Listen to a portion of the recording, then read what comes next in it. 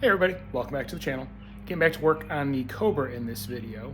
Been keeping busy working on the MR2s you've seen in some of my other videos, and I have been out driving this now that the weather's gotten better. So far I've put about 100 miles on it.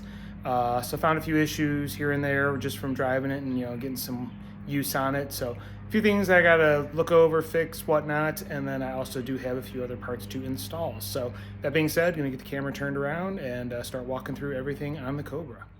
First thing I need to address is the belt. I actually had it out at a show yesterday and it was ungodly cold, but it was a show that was out pretty far away from here and it was kind of in the country, so I actually got to open it up a little bit on some higher speed limit roads versus what's around here, which is pretty much 35, 40 mile an hour speed limits. When I got on it once, all of a sudden I heard the belt squealing really bad. So I was able to, just kind of drive it, nurse it, get it back here after that, and found this little issue. If you look, you can see on that pulley, it's set back one, that pulley, it's set back one, but on the alternator, it's moved all the way forward. If you've watched my previous videos, I was fighting to find the right size belt for this because it's a custom drive setup. And I ended up having to order a 5-rib belt where I need a 6-rib because the 6-rib in this size was unavailable and on back order at the time. And I was just ordering belts left and right trying to find the right fit. So I have a 5-rib on here. I did go ahead and order a new 6-rib to replace it. But when I was looking at things, I do believe I found what the problem was. So I'm going to walk over to the other side. And it appears the bolt right there that holds the alternator to this custom bracket backed out. So the alternator is sitting in there cocked at an angle. I'm guessing I just didn't tighten it down enough when I was doing all the work on this, forgot to tighten it. I don't think it just backed out on its own, but either way, I am going to put a 6-rib belt on there so to at least have the correct belt going forward and get all this fixed, get it cinched down, and that should get rid of my screaming like a banshee alternator belt that I have going on right now. Got everything disassembled and the alternator removed, and this is the bolt that was loose and the alternator is sitting crooked. As you can see right there, those are the threads that this should have been screwed into on the bracket. It appears that it pulled those threads out, so it does not look like it was my fault. I guess I did have it tightened. Looks like it was a failure of the bracket and the bolt came loose. So time to go to the drawing board and figure out a fix for this because these are custom brackets. So yeah, just need to figure out how I'm going to make this work. As you can see, took the front plate off and was just messing around with things, trying to measure and whatnot.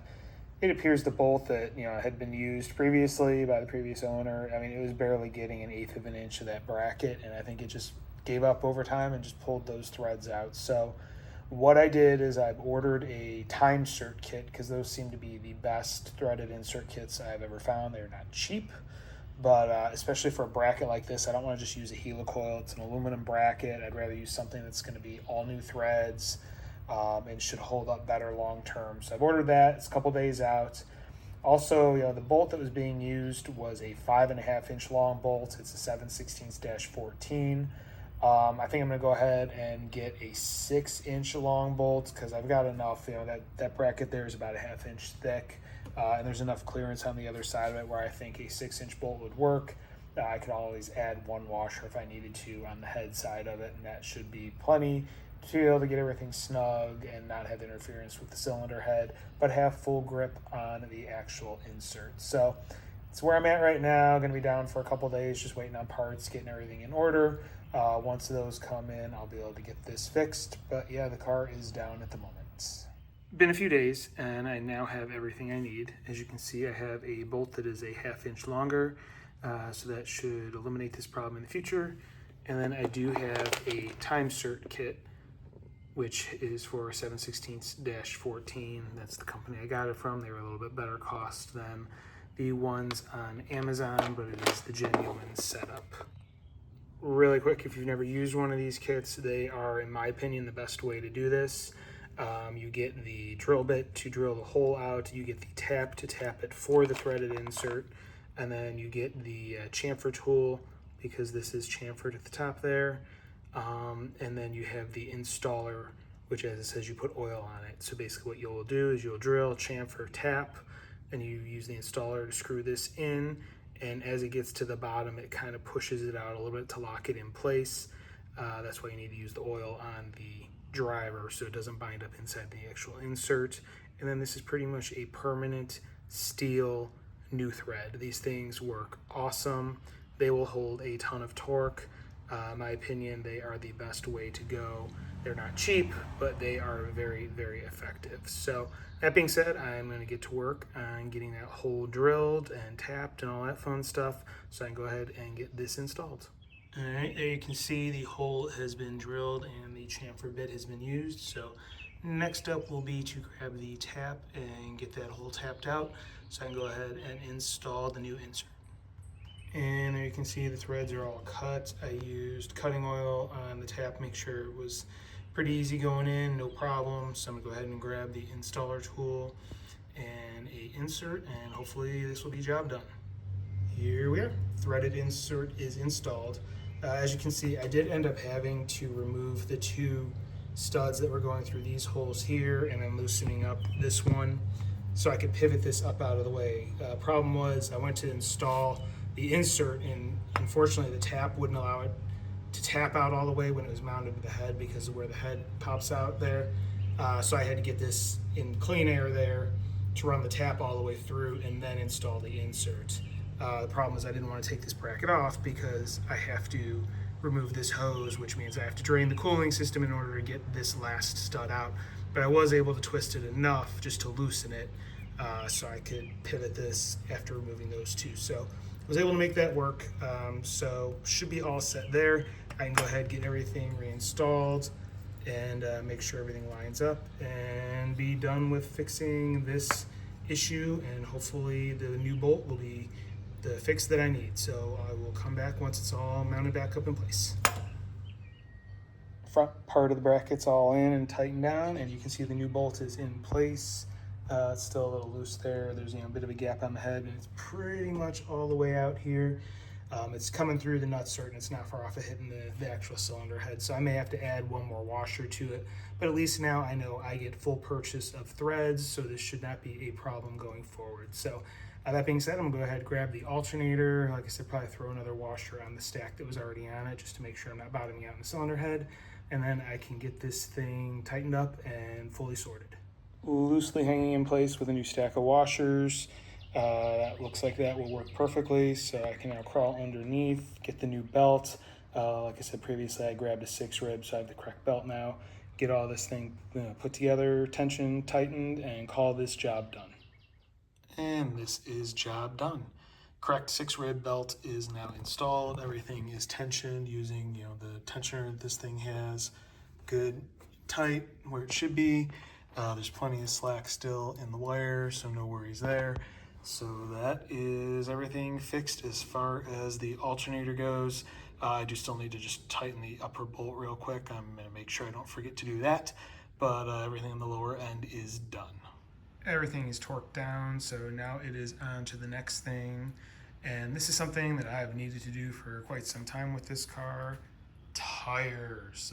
It is time to get rid of these 2001 date-coded Kumos that are sitting on this thing. That they look brand new, but they are very sketchy to drive on. I'm worried that they're going to explode. I haven't been driving it on the highway because I was worried about it. They also are pretty hard.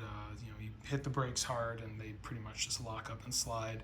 They don't grip really well. So I went ahead and got BF Goodrich. These are G-Force Comp TA2s, I think they are, or Comp 2s. I've had these in the past on my Fox Body Mustang, and they worked great when I had that car.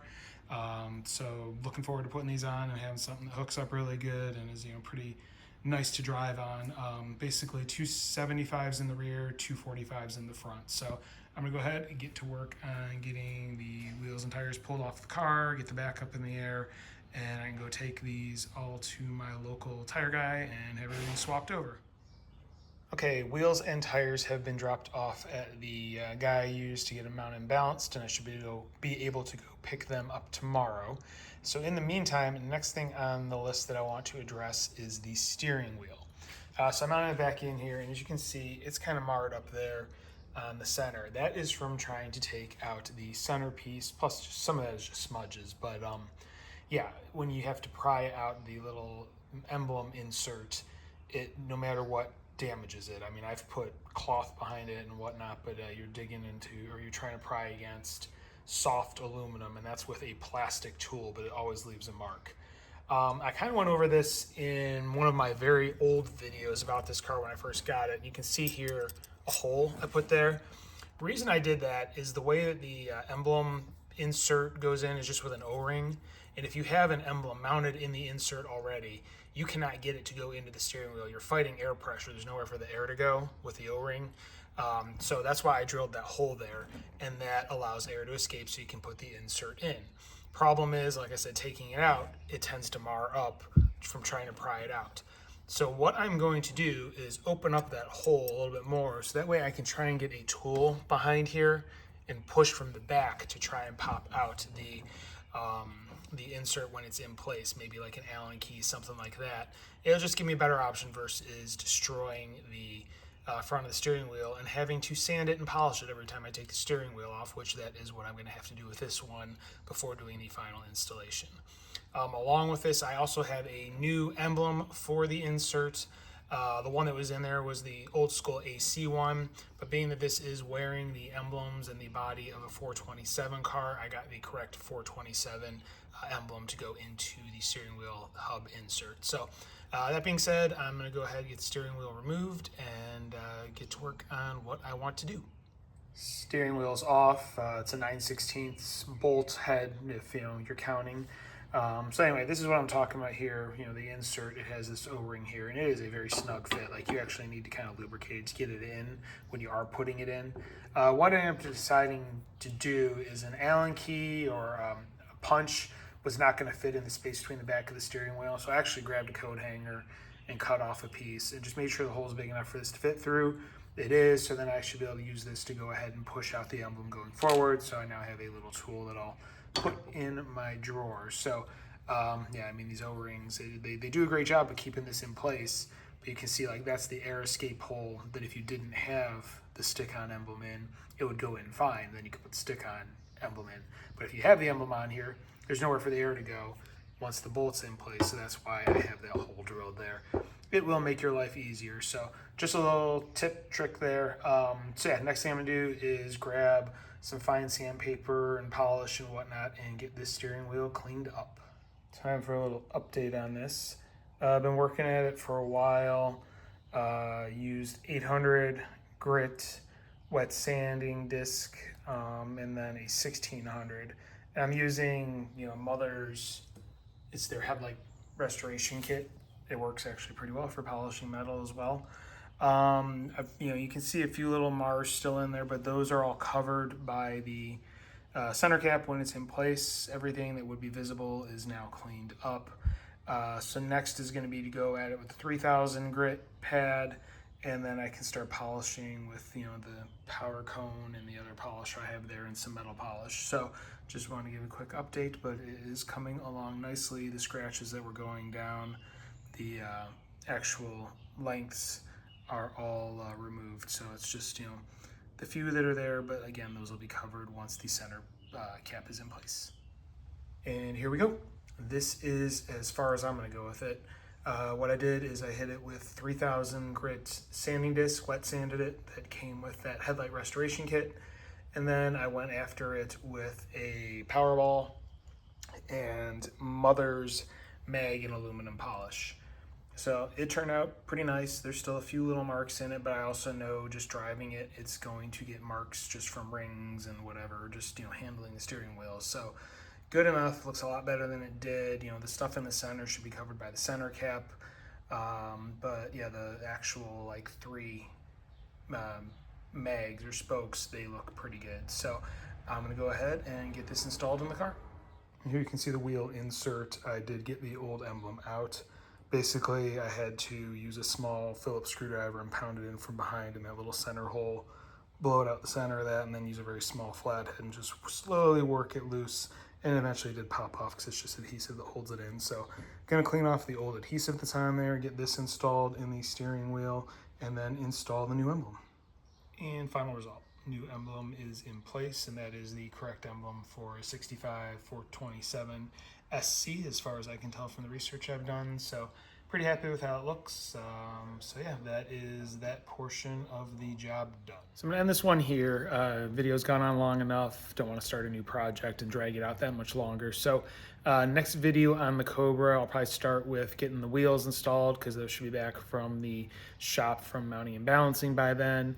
And then I have a few other little minor upgrades I want to do, get the car looking a little bit nicer for some upcoming car shows. So if you want to follow along, see how things turn out, see what I have planned, please hit like, please hit subscribe, please hit the notification bell. If you have any questions or comments on anything I've done, please leave them in the comment section. I do read them and will reply. That being said, thank you very much for watching and have a great day.